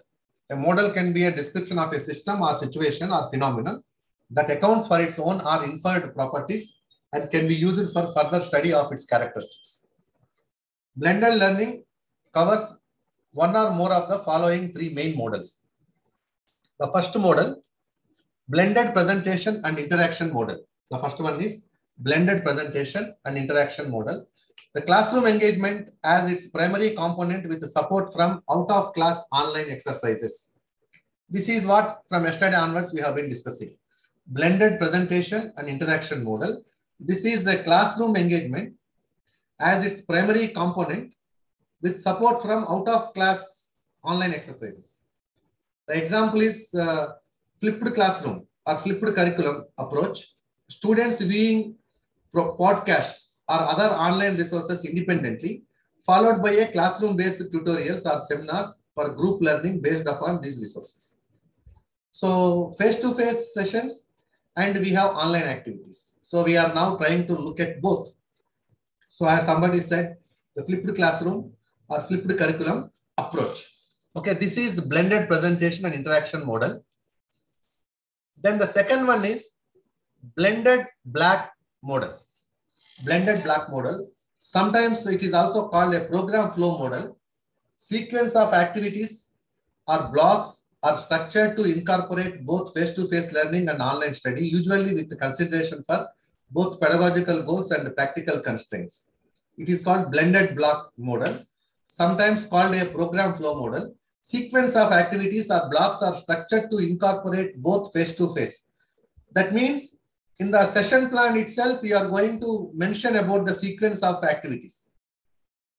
The earlier one is, it's more like a parallel. They would be attending face-to-face. They would be also attending online. That is a parallel. But here what we are trying to do, in your structure itself, you are going to say in the session plan, I have some 40 sessions. Session 1, face-to-face. Session 2, it is like online. And you also tell the source from where they have to get that information and what are the source of that video, the source of that e-content. The third session again, face-to-face. Fourth and fifth sessions are again of online. Sixth session is again classroom. That is how you are going to plan a kind of a sequence. But by keeping in the mind the pedagogical goals and the practical constraints. Example, a course for geographically distributed learners or working professionals may have limited opportunities for classroom-based learning and therefore begin with a block of intensive face-to-face sessions followed by blocks of online study and collaboration through online tutorials. See, for example, I would like to offer, for example, B.R. Ambedkar Open University would like to offer this blended block model. So as you know, the students of B.R. Ambedkar University are spread across both Telugu states or sometimes they are also from other states. So, but instead of offering everything offline, you say there is a mandatory face-to-face sessions of 1 week. You come here and 1 week we give you enough inputs. And then I say from now onwards till the end of the semester, you would be having only online content, online classes. So you attend those online classes followed by face-to-face presentations. Again, so you can also call them for a face-to-face presentations and sessions and presentations. So now you are asking them to come and make presentations. So initially you delivered lecture, then they have prepared on their own. Then you are asking them to come back for presentations. But in a given classroom situation, so since the students are with us, there are two models we have. One is the regular classroom situation. How do we use blended learning. And in a distance education mode or open university like B.R. Ambedkar Open University or Indira Gandhi National Open University, how do we look at this blended learning? So if it's a distance education model, open university model, this model works better. Or if it is a regular classroom model, I think the earlier model works better. Earlier model works better. So in our B.R. Ambedkar Open University, we have half classes online, other half offline. It's a blended model for MA English. Okay. For MA English students, as the Madhuri Madam is saying that, they have half, but this half also continuous half online, continuous half offline versus it is on and off. For example, 1 week online and next to 2 weeks offline, or next to 2 weeks offline, 1 week online. So whether you are going to do that or you are doing intensively, continuously, you are doing face-to-face, first, second half is online. And again, third part is going to be face-to-face presentations. So what you are going to do, it also, as you said, the practical constraints. The practical constraints also need to be taken into consideration while doing this. Okay, fine. Then fully online model. The third one is fully online model, still be considered blended if it incorporates both synchronous learning, for example, online tutorials, and asynchronous activities, for example, discussion forums. So online tutorials are synchronous and synchronous activities like discussion forums. So synchronous and asynchronous activities you are going to use. It is fully online model. So what is that you are going to do? You just keep 100% recorded videos. This is one part.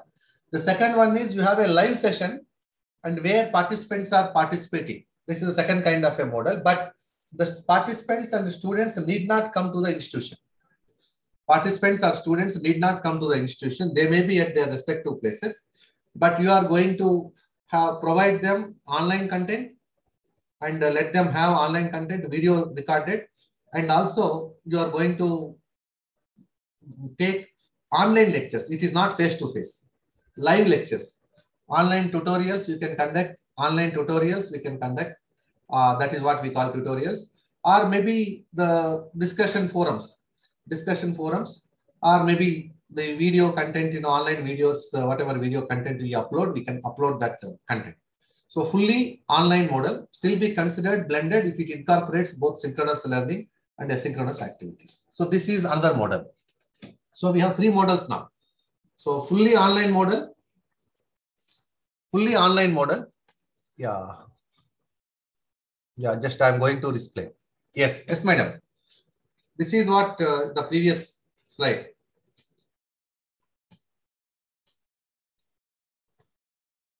Can I move? Yeah. So fully online and online, offline simultaneous, online, offline sequential. These are the three models we have. Okay. So three models of blended learning, if you look at here, blended presentation interaction, activity focused face-to-face sessions blended with online resources. For example, the flipped curriculum model combines short lecture podcast, online resources with the face-to-face tutorials, seminars for interaction and presentation of book work. So that means you are providing some videos.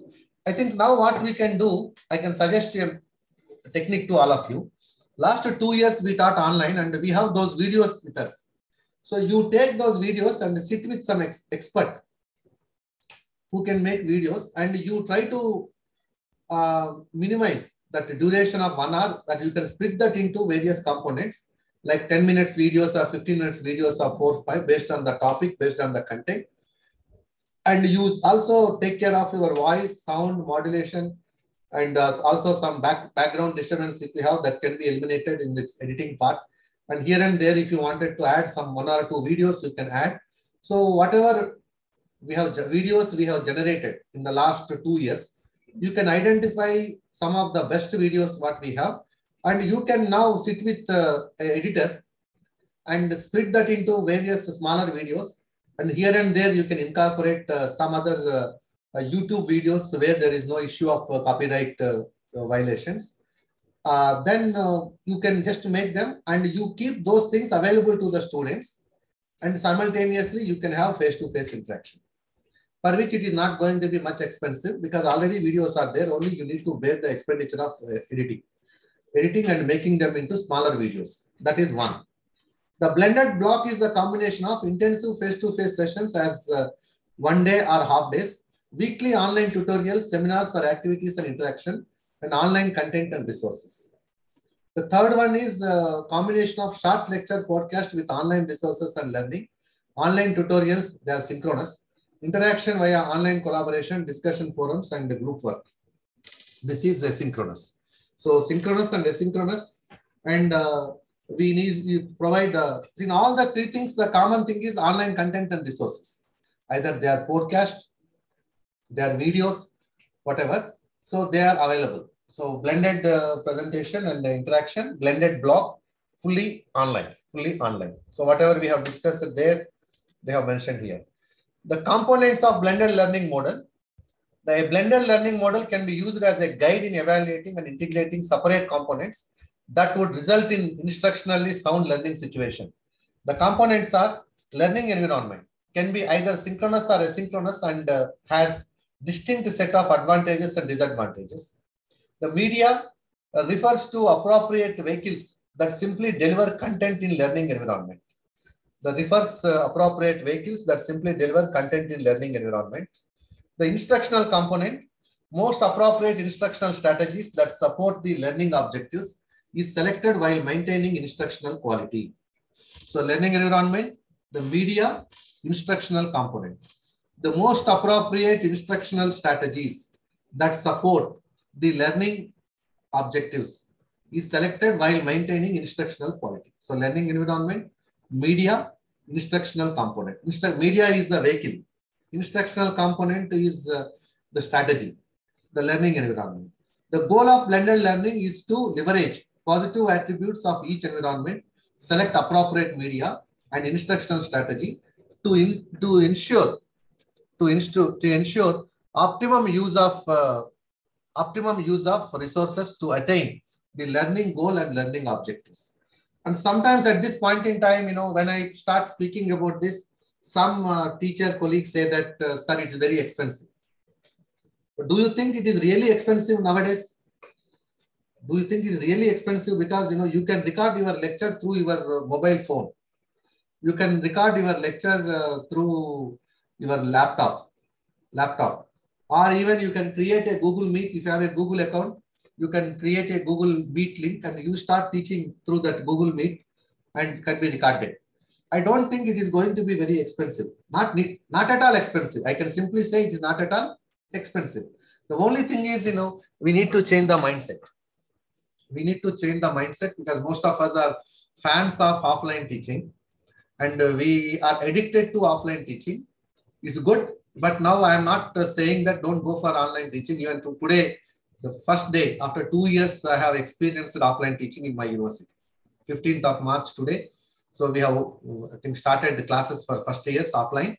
So when I see some 75 or 80 students in a single hall, so I was so excited. I gained a lot of energy. That's what I used to tell.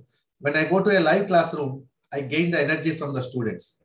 When I sit in front of the system, my whole energy is drained because, within no time, lot of irritation because there is no participation from the students. That is the biggest challenge. But now, how do we make our online classes interactive is one important issue.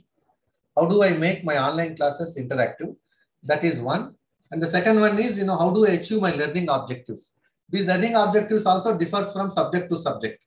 So accordingly, we may have to plan our strategies. And the media also, I think, differs from context to context. The learning environment, of course, it is there. So we need to combine these three and look into that. The next issue is the principles of blended learning. Principles of blended learning.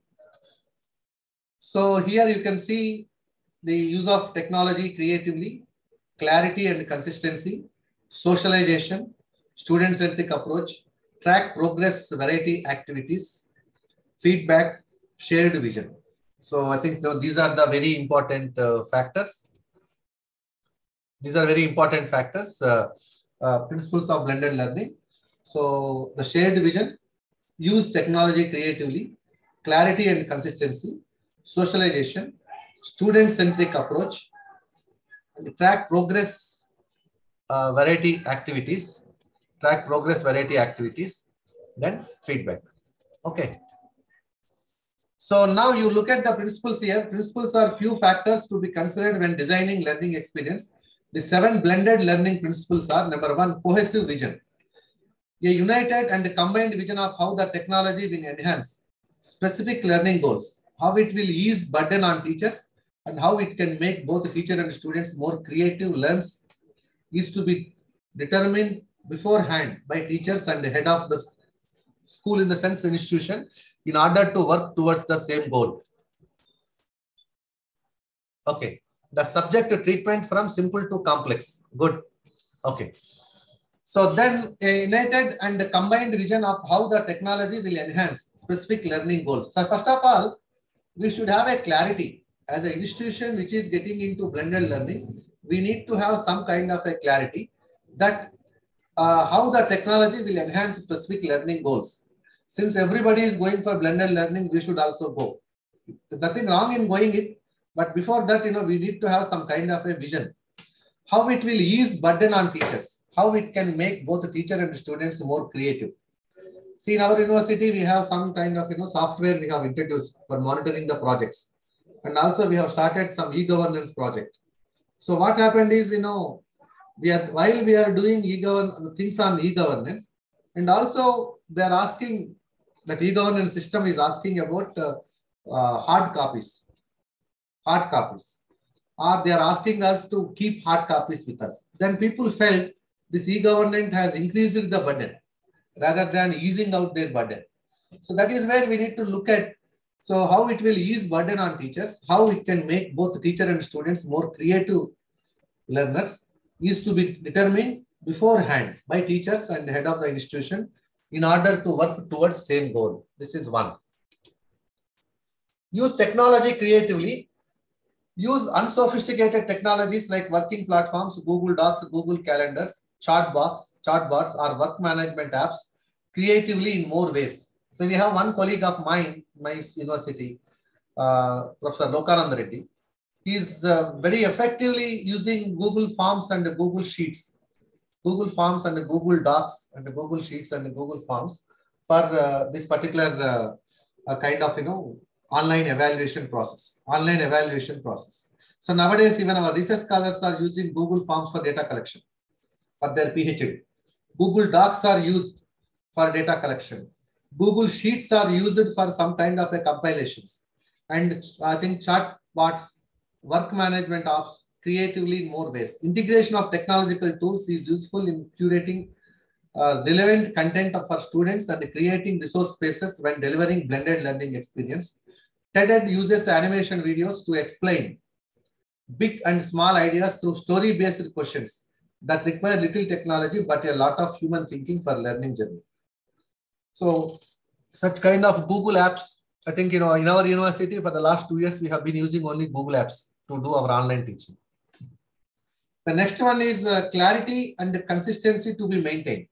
Instructions and expectations of blended learning course must be detailed specifically with the clarity to avoid any confusions among students. Instructions and expectations of blended learning courses must be detailed specifically with the clarity to avoid any confusions among students. So you need to give the instructions well in advance and inform the expectations. The patterns adopted should be regularized and consistent to support student success after giving room or time for finding right balance by experimenting what works best through trying new things, failing, innovating, and evolving.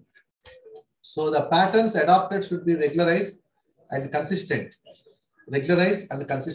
to support students' success after giving room or time for finding right balance by experimenting what works best, trying new things, failing, innovating, and evolving. It's not that every experiment is going to be successful.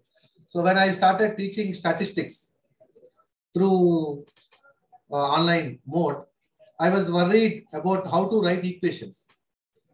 Then initially I had tough time. So I started experimenting. So what kind of experiments I did?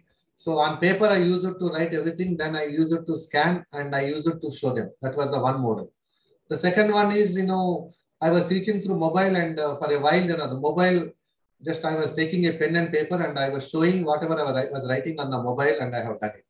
The third time what I have done is I bought a camera stand and I fixed my mobile camera and I used a board.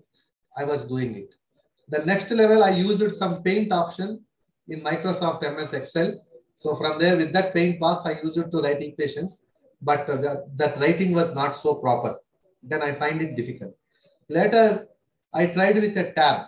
So I have tried with a graphic tab and I connected with a graphic tab. And for the last 1.5 years, I have been doing a good job. So by using that, I'm able to do that. The second problem is when we started teaching online, so I used to depend on our university internet because I stay on University of Hyderabad campus. So when suddenly that internet stops working, what next?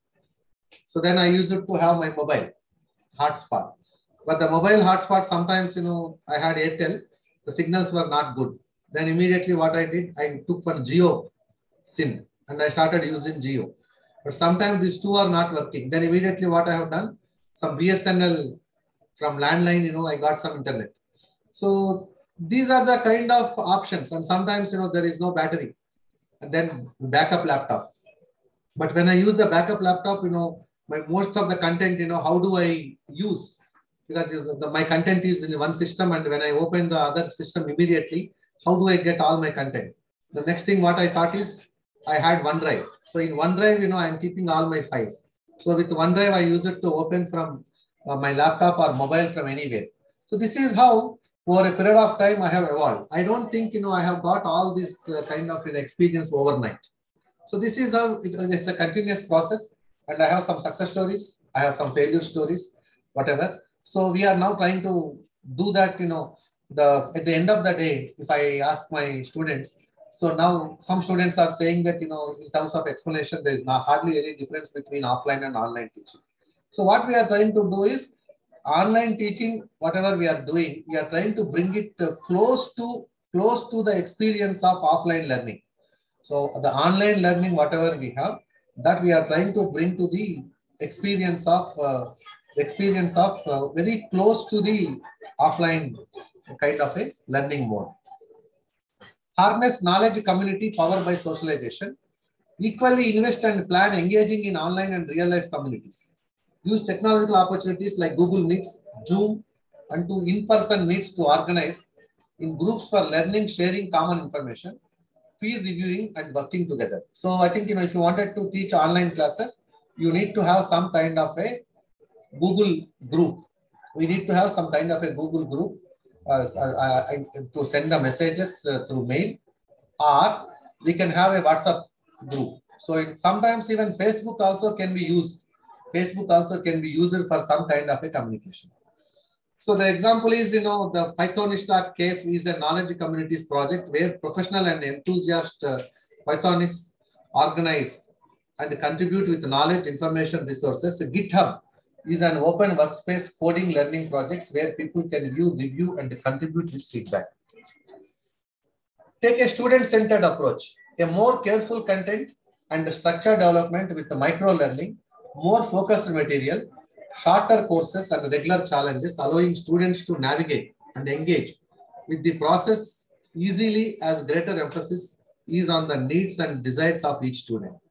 A more careful content and structure development with the micro learning, more focused material, shorter courses and regular challenges, allowing students to navigate and engage with the process easily, as greater emphasis is on the needs and the desires of each student. For example, Skillshare understood that its purpose is to trade skills and that people often look for skills combinations. As a result, it chose to implement a tag system for each course page so that the student can see what other skills can be found in the course apart from the main skill set category the course falls under. Other examples are Byju's, EduCart, IGNO, etc. So that is a student-centric approach. I think I was also discussing about let us move from teacher-centric to student-centric. So track progress through data visualization and variety. Defining learning process through data visualization provides clear picture of students' engagement and give collective feedback on their performance. Defining learning processes, defining learning processes through data visualization. So once you have the data, either in Excel form or maybe in the Google Sheets, wherever, and if you wanted to have a kind of a personalized the assessment tools, so then obviously you should be able to visualize. So then as and when you wanted to know somebody's progress, you should be able to look at the progress, but it is data visualization. We have bar charts, graphs, whatever.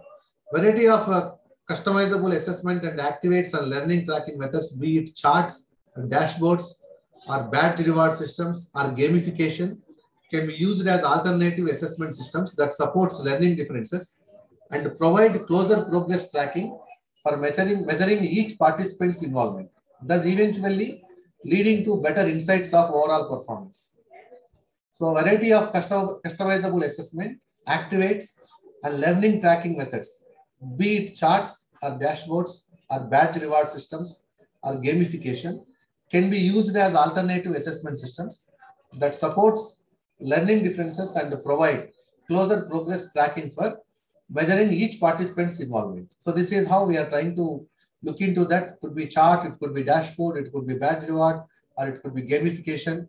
We are trying to use alternate assessment kind of systems. And even like for example, sometimes we can also think of having a 5 minutes quiz in between. So that also can be evaluated. So your 100 marks evaluation can be made into 20 components, 10 components, 15 components. Each component is going to have a different weightage, and each component objective is to aim something. So accordingly, you keep on implementing this. Then adapt through testing and feedback.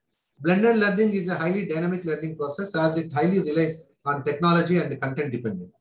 Hence, constant improvement or refinement of course design is necessary through adaptation based on constant feedback of the students at every step. So this is very, very important. So how frequently we are taking feedback from the students? So most of the time, we are taking feedback at the end of the semester. But why can't we take feedback for every 1 month, for every 15 days about the content and delivery and the design, and accordingly based on their progress, why can't we change? Why can't we change their kind of the adaptation based on the constant feedback of the students at every stage? So when we have this, kind of testing and feedback mechanism, when we take the feedback, you continuously improve the course design. So, but most of the time our course designs are very static. In terms of offline teaching, they're very static. Now we are suggesting to go for dynamic kind of a course design. That is what we are suggesting. The next one is approaches. So we have seen the benefits, we have seen principles. We are going to see the approaches to blended learning. So approaches to blended learning is in order to meet the demands of diverse group. Teachers have to tailor the learning experience by choosing how to blend in-person, online teaching and learning activities through different approaches of blended learning. By strategizing approaches of blended learning, various combinations of structures that help personalize subject matter for time concentration, learning needs, learning techniques, and personal preferences are implemented together so that students can function well. This is also known as a la carte model of blended learning. So what we are trying to look at is, we are now trying to look at the time consideration and learning needs, learning techniques, and the personal preferences are implemented together so that students can function well. So we are now, the various combinations of structures we are now trying to look at. See, our focus is not student-centric. It is student-centric. There is a difference between these two. Student-centric means, you are considering all students as one group.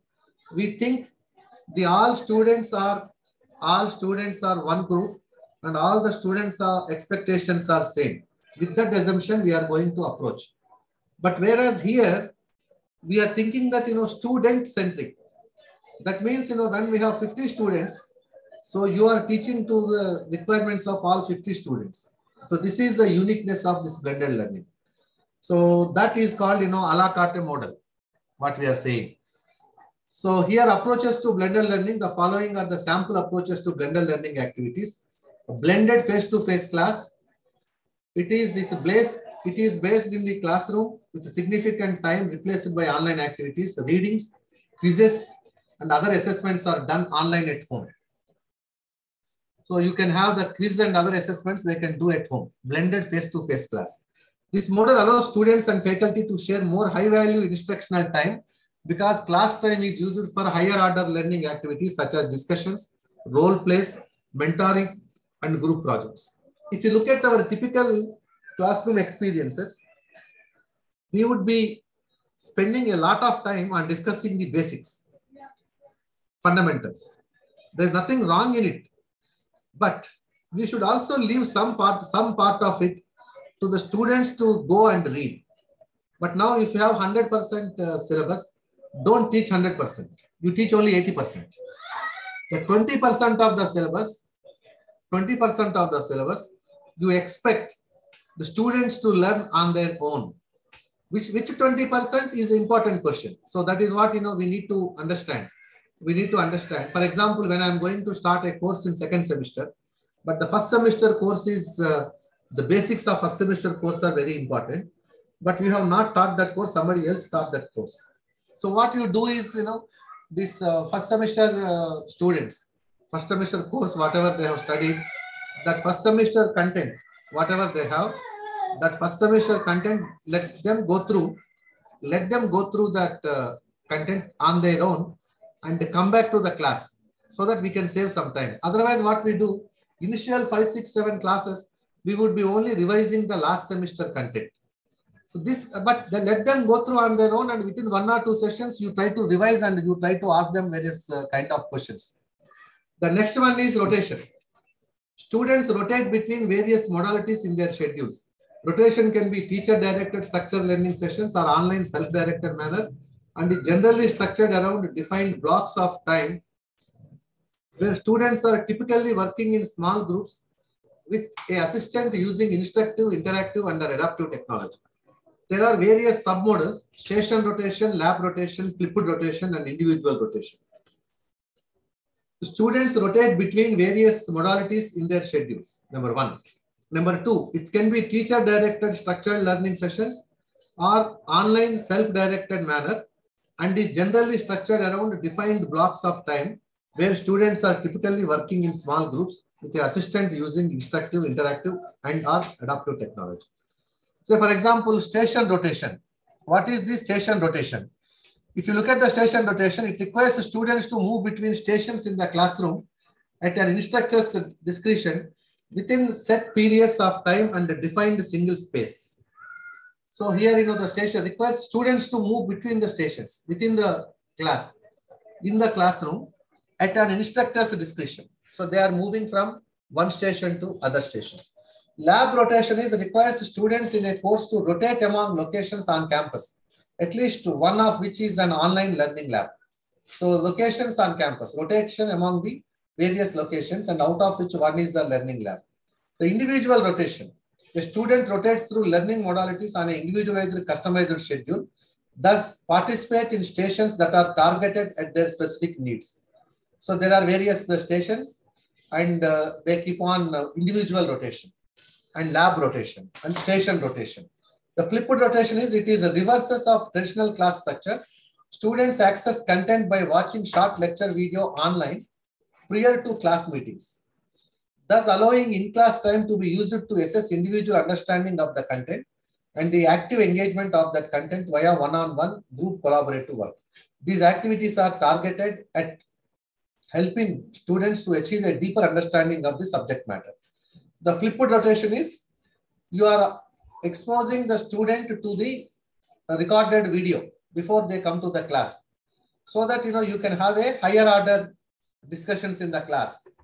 The lab rotation requires students in a course to rotate among locations on the campus, at least one of which is an online learning lab.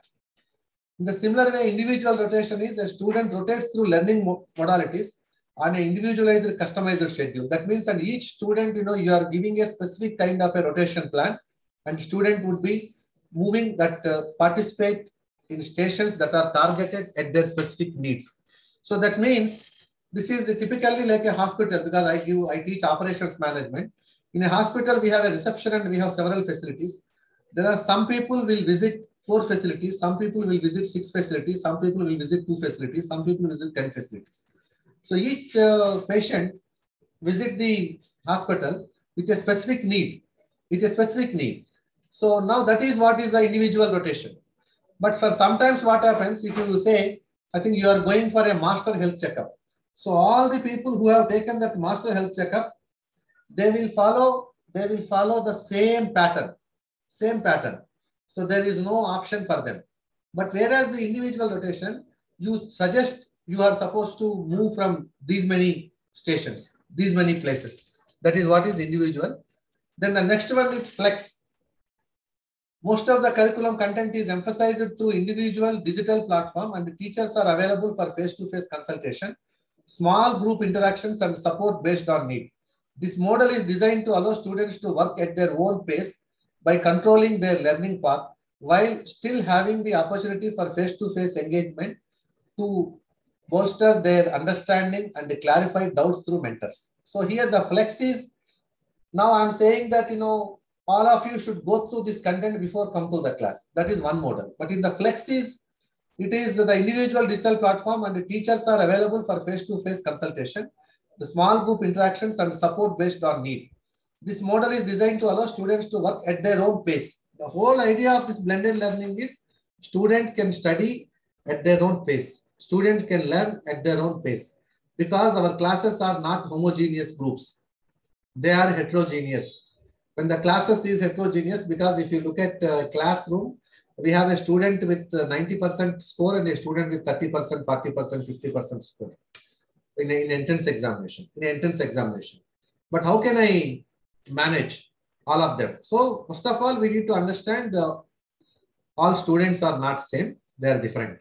And each student has got his or her own kind of a mindset, learning pace, strategy to understand, then activeness, passiveness, responsiveness, proactiveness, reactiveness, inactiveness, hyperactiveness.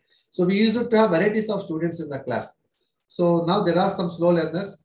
Somebody is coming from Telugu medium, coming to English medium first time. So you should be able to design for such a student a kind of a different kind of a mode. But at the end of the day, that person should be able to compete with any other student of the class. But you need to give them very customized kind of an approach, so that you may be sometimes available to the students on individual mode or group mode. It need not be a class. I think 4 or 5 students, come together to online platform and they seek your appointment and you start engaging them. The next one is self-blend. Yeah, how this blended learning is helpful for inclusive classrooms. Yes. Yeah. So here, yes. So how do we make class inclusive? Some of the strategies now, I think the flex, whatever I said, is there. But still, the inclusivity, even offline classes also, we cannot ensure 100% inclusivity, number one. In my regular classroom situation, offline or online situation, what I did is, I requested one of my senior scholars to conduct tutorials for the students. I used it to take the actual sessions in the morning, and evenings my scholar used it to conduct some kind of online tutorials. Number one. Number two, I used it to give my last semester videos to the students if they want. I use it to give my last semester videos to the students. I requested them, if they have any difficulty in understanding first time, let them go through the video one day before and come to the class and understand better. This is the second approach I have given. The third approach is, for example, if after teaching some 6 or 7 classes, I use it to keep one class blank deliberately. In that particular class, we use it to revise and we use it to have interaction. We use it to clarify doubts and so on. And also I am encouraging my students to approach me through WhatsApp as and when there is a problem. And I use it to give them some advice. Yes, I know this is a time-taking process when the class size is very large. But it is a kind of a necessary approach to take everybody along with us. A self-blend is involved delivering a portion of a student's course load online. These courses complement the courses delivered using more traditional approaches and modes. In-person seminars, lectures, and labs involve delivering a portion of a student's course load online. So this is what I was asking you. See, 80% of the content you are teaching and 20% of the content you are asking your students to give seminars.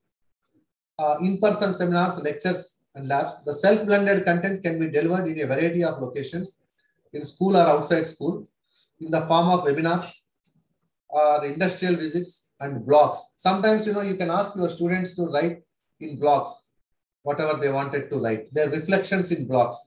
Let them write some essays in the form of webinars, industrial visits, and enabling student choice regarding time and place. This structure helps self-motivated learners dwell deeper into a subject. So now, sometimes what happens, most of the time when we go for offline teaching, we keep average student in the mind. So most of our teaching is designed to suit the average student, but in the process, there are some very intelligent students may get disconnected. So then how do we address that? So this is possible with this self-blend approach. Self-blend approach. Next, gamification. One of the most effective ways to motivate learners is by letting them play. By using gameplay elements such as points or levels, learners feel a little competition and are more motivated to experience and material on their own time. So sometimes it is not possible for all kinds of subjects. In some subjects, it is possible. So teaching through games. See, for example, there is one IIM Lucknow professor. So he used to teach leadership through Lagan movie. So what he does is he used to ask the students to watch Lagan movie, and he used to take each and every aspect of Lagan and relate to the leadership theories. Or even some other professor takes that Check Day India movie and discusses about teamwork. And some other professor takes Tare Zameen Par, discuss about creativity. And some professor takes the Three Idiots movie and explain about innovation and startups. So sometimes, teaching through games, teaching through movies, teaching through games, teaching through plays, that is role play. So teaching through maybe the field work, teaching through surveys, teaching through industrial visits, teaching through internships. I think we have n number of approaches to engage students, and gaming is one such approach. Then online lab. All of the curriculum is delivered via a digital platform, but it is in a consistent physical location where usually traditional classes are taken. This blended learning model is entirely digital with little or no instructor interaction and takes place either before or during or after a training. This is an online lab. Okay. So I think it is 5 o'clock. I'll stop here. And if you have any specific questions, I would like to answer. Yes. Yeah, now it is 5 and it is time for question answers. If you have any specific questions, please share your questions in the chat box and we will discuss. Thank you.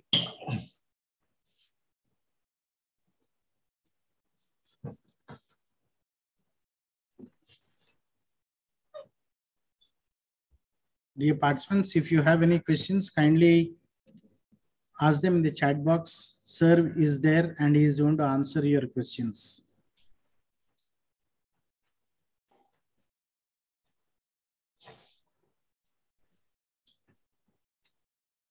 So I think right from the beginning, sir has been very interactive in his presentation.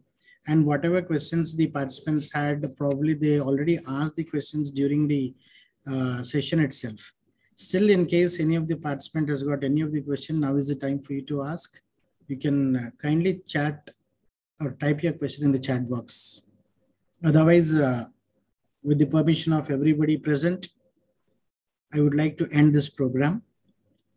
This particular session of today's session, I'd like to end. If you've got any questions, please ask them right away.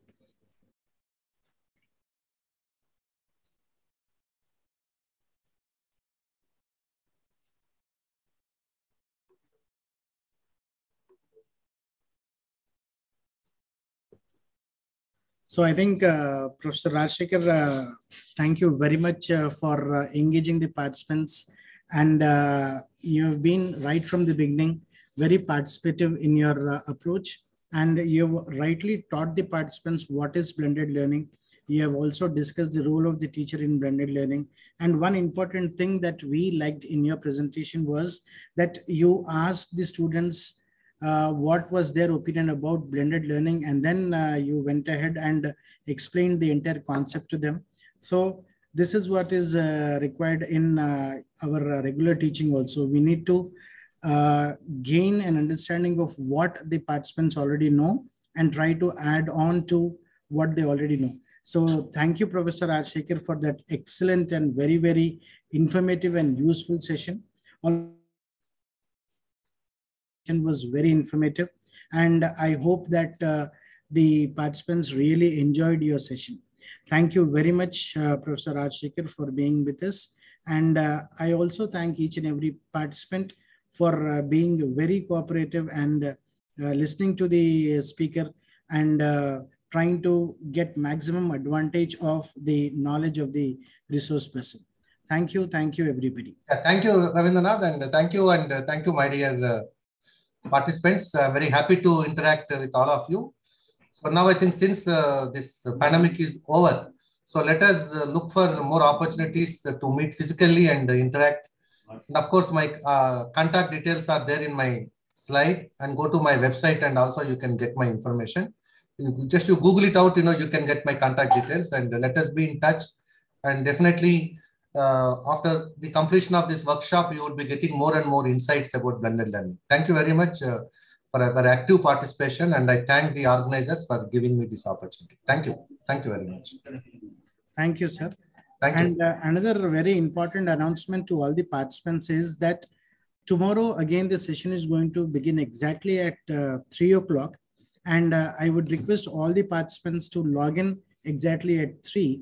And as I was also telling in the beginning of the session, that the participation certificate will be given to all the participants who attend for all the 5 days this week and the 5 days the coming week. Tomorrow we have got Dr. Deepa coming and interacting with us from Guru Nanak Dev University, Chandigarh. Madam is a very resourceful person, and I hope that you all will take advantage of the expertise of Madam, because she is the head of the Department of Education, and she is into educational psychology and educational technology programs. I hope you take advantage of this session. So with your permission, I thank each one of you for being there, and kindly do join us tomorrow. Have a nice day. Thank you.